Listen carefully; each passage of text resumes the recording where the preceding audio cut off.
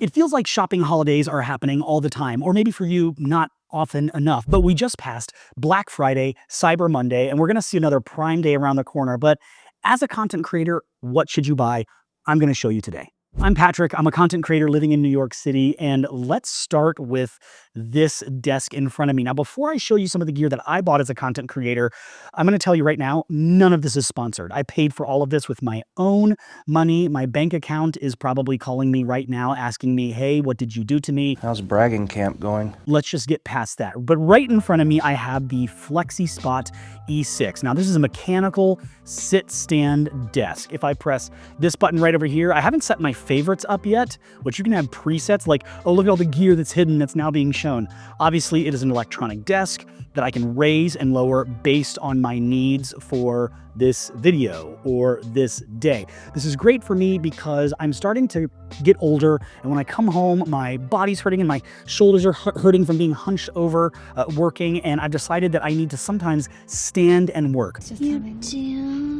This is going to be a lifesaver for me, quite literally, when it comes to circulation, bones, ligaments, all that kind of stuff. Okay, can we get past all of the geriatric stuff? Anyway, I also bought this desk because I'm going from a 48-inch wide desk to a 55-inch. That extra few inches is felt immediately. Now, moving on from the desk, I want to talk about my camera setup. Now, I'm not using this quite yet because I wanted to film this video and show you this, but this is the Neewer GM006. I am not like a exclusive Neewer fan. As a matter of fact, there are fluid tripod heads that are better than this one, but I bought this one for a very specific reason, and it is right here. Let me show you what I'm doing with this. So when I'm shooting videos, I have a Lowboy C-stand in front of me. It's a heavy-duty, low-to-the-ground C-stand that allows me to sit and stand comfortably and be in frame. But it's, like I said, heavy-duty. It holds my rig incredibly. And one thing I'm recently loving is all of this gear from iFootage. Where is my clamp? If you've never heard of iFootage, it's a company that creates accessories for camera gear. And when I was watching Tom Buck's setup video, I loved something that he created, which was he took this same exact Lowboy stand, which I paid for with my own money, like I said. By the way, I tried cheaper C-stands out there. It was worth it for me to pony up an extra $100 or so for this Lowboy stand. It's been incredible. But on that Lowboy stand, he has a tripod head like this, and connected to it, he has this arm with his boom mic for shooting videos, which can extend, you know, pretty far out and get close to, like right now, I am touching my camera and it's right here. Now, obviously it would be a little higher.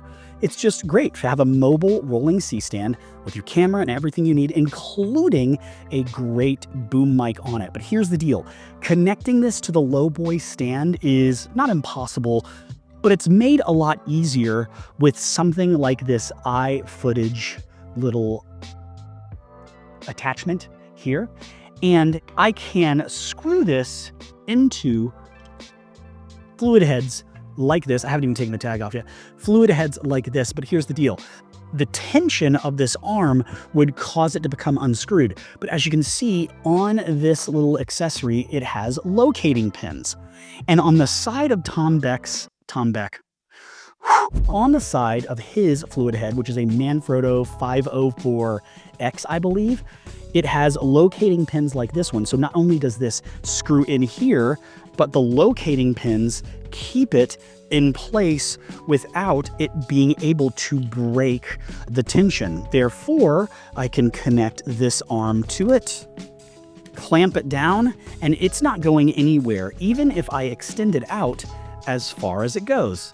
Look at that. And it's not breaking the tension. I need to tighten this, but it's not breaking the tension of this connection to the fluid head. Here's the problem. It's taken me forever to create this solution for myself because I didn't want to pay $400 for a fluid head that had the ability to have these locating pins on the side of it. iFootage was also having a sale on Black Friday. Its fluid heads were like, I don't know, $3 $320. Still pretty pricey just to have this feature, but I wanted it so bad. Then I found this Neewer fluid head. Guess how much it was? $83. Wow. All I needed was a fluid head that could support a camera rig, and tons of them do that are really, really cost effective, but none of them had these little locating pin inserts, except for Neewer. Thank you, Neewer. 84 bucks out the door. I've got a great fluid head that I can just simply take this, screw it in, connect this arm here, wait for it to kind of lock in there, and then whoop, and I'm good to go. I love this. Now, once I set this up, I want to show it to you, so I don't have it set up yet. Once I have this set up on my Lowboy, it will always be here. At any point, I can unscrew this and just let it hang to the side, or even fully detach it. But when I'm ready to use it, I just pull it up like that. I tighten this, and my shot has a fully supported shotgun mic. Easy. I also grabbed a few things from Small Rig.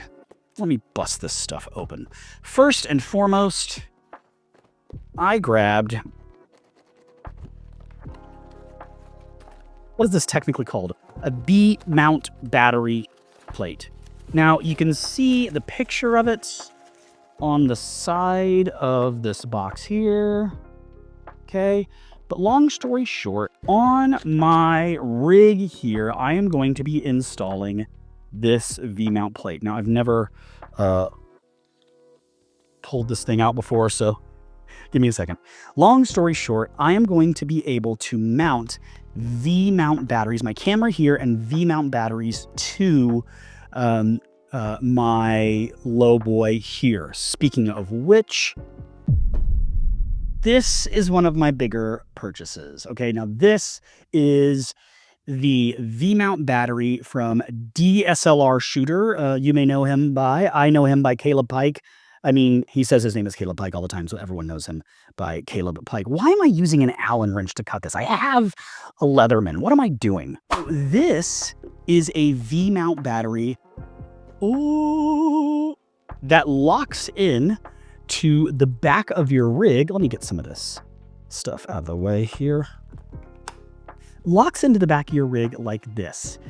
And it, on this display here, shows you how much power you have and how much power is being drawn from every port, not just USB-A and 2Cs and these DC ports, but also this port here on the side, which is a DTAP port.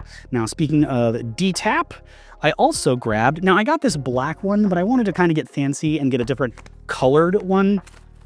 I got this DTAP cable that plugs in here and will go to my Sony FX30 or my Sony ZV-E1. And this is a dummy battery on the other side, which will power my camera for days. They make small, oh, you can actually see it turned on and it's already giving me a reading of how much power is, how much juice is in here. And once I plug it into my camera, it'll tell me how long that juice will last. So this on the back of my rig, you know, like here, I slide my camera in. I have everything I need to power not only my camera, but also like an external display, which I got as well, for long periods of time. So this V-mount battery is something I've been looking at for a long time. I'm going to return this cable because it is black and just standard and boring. And this one was actually a few bucks cheaper. And check it out. It actually has, like, you can actually rotate the cable. It's like, now that is blue, I also got, or that is orange. I got a blue cable for my microphone. So I'll be able to see what everything is very, very quickly. Caleb, I am so excited to check out your product. Let me get some of this stuff out of the way. So my rig for my camera is really coming together. Oh my gosh, this is so cool. By the way, also, if I'm on a shoot, I can use those USB-C ports to even charge my computer or my phone. I mean, it's just a win-win all around. So these two guys, I'm very excited about. These are some accessories that I've been longing for quite some time to really get my rig in the place where I want it to be. Let's move over here to another purchase. Like I said, I'm hitting my light. Is everything okay? I also picked up a display from Viltrox. Now, this is a display that was really cost effective. It didn't cost more than, I think, 160 bucks maybe.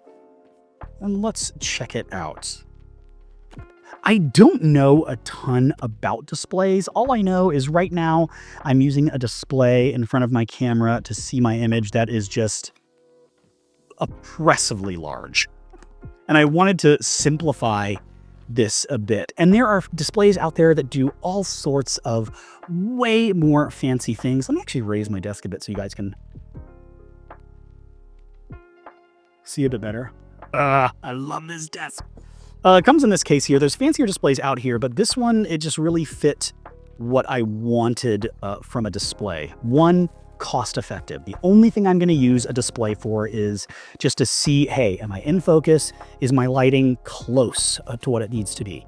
It does receive battery power here on the back, or it can receive, where is it? It can receive DC 12 volt, which I have right here on my V-mount battery, 12 volt, right there. So I'm basically going to get a cable to go from here to here. Does it come with one? Let's find out. Comes with HDMI. It comes with a couple of HDMI cables. I am not seeing a 12 volt power cable. That's okay. I can pick one up for a few bucks. It also has,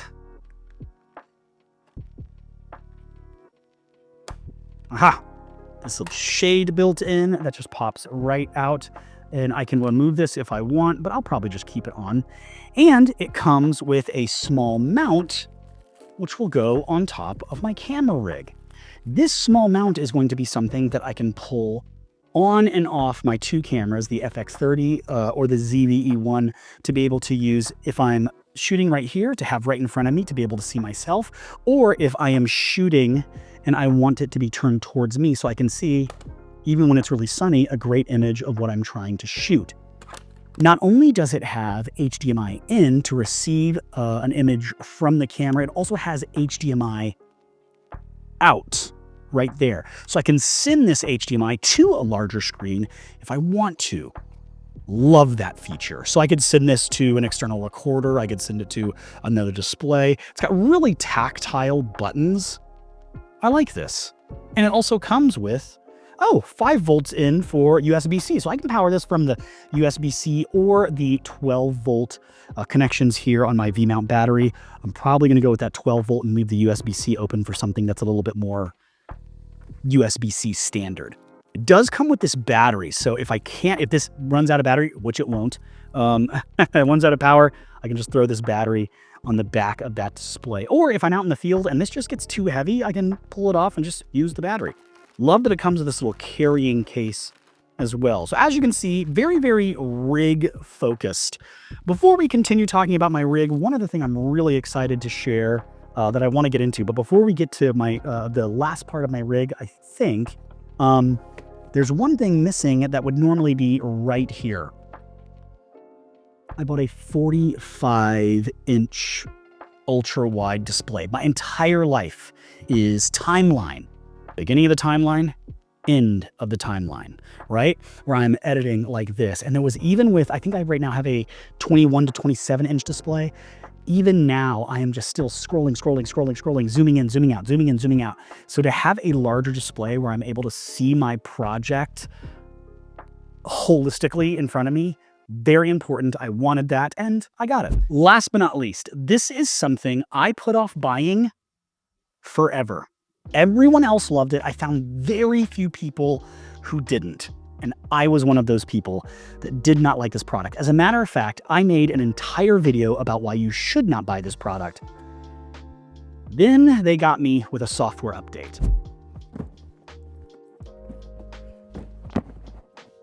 The Elgato prompter. Now, I'm not going to open up this this prompter just yet because I'm actually going to throw it into this rig here once it's all built. But if you haven't seen a video about the Elgato prompter yet, it is a teleprompter. It's more than that. It's a full-blown display. It is and I was not a fan because not everyone, a few reviews told me the software wasn't good, and I didn't like how, I didn't feel like it gave full control to the user. But then they created a software update where, and I'm going to make a video about this because it's incredible. And I can't believe I missed it because it's been out for a few months. The teleprompter, and this isn't a new feature. I didn't know teleprompters did this, but they do. And now this one does as well, but it follows your voice. Magic, magic, magic, magic, magic. On my desk, very, very soon, once this rig is set up, I'm going to have this mic here. This is the Rode NT USB Mini. Bought it, loved it, and then stopped using it because I got some better mics down the line. But look, it matches my desk perfectly. It's got that black aesthetic. And while my camera records high-end audio from my DJI mic, or usually my Sennheiser MKH, what is this? I forget every time, 416P48. This is a great mic, by the way. While my camera is going to be receiving audio from this professional microphone and these other professional microphones I have, this is going to be the audio that my prompter, my Elgato prompter receives, because if I'm reading a script, which many of my videos are scripted or even bullet pointed out just so that I can hit the topics I want, it will recognize when I'm on script with my voice, and when I get off script, it stops. So if I have a line that says, and now I'm showing you the Elgato prompter, and then I decide to say, and you know, I'm going to go off script here and say that I don't love the Elgato prompter yet, but I'm trying it out, it will stop, realizing that I'm no longer reading the script. Then when I continue and I get, so anyway, the teleprompter is, it continues to scroll, realizing that I am now back on script. What?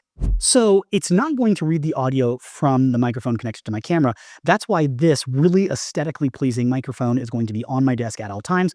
Probably in the corner. It will probably never move. It'll be connected via USB-C to my computer, and that's the mic I'm going to tell the Elgato prompter to recognize as its source of audio. This is a great rig that I put together. Now witness the firepower of this fully armed and operational battle station. So with my new desk, with my new display that's coming in Thursday, with this new rig that I am putting together, I could not be more excited for where I am headed in my content creation journey. As you can tell, I am so excited about all of these things. And I know that as I put them together, I might find some things that are not my favorite, some things that I might want to change. But you have to keep in mind that if you want to be a great content creator, this isn't it. It's not just about gear. That's why, I mean, you got to watch this video too. You're going to like it and it's going to help you out.